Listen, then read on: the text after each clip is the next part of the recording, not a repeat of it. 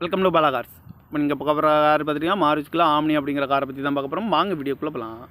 Car பார்த்தீங்கன்னா மாருதிக்குலாம் omni model 2014 model.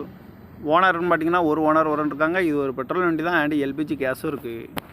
Kilometre பார்த்தீங்கன்னா 1,24,000 kilometre running ஆகிருக்கு. இதுக்கு இன்சூரன்ஸ்னு பார்த்தீங்கன்னா இல்லை அப்படின்னு இருக்காங்க.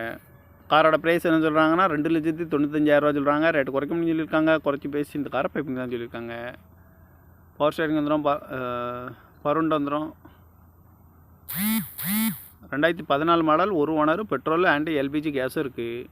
கார் பார்க்கணும் இடம் பார்த்துட்டிங்கன்னா பவானிங்கிற இடத்துல தான் அந்த கார் பார்க்க முடியும்.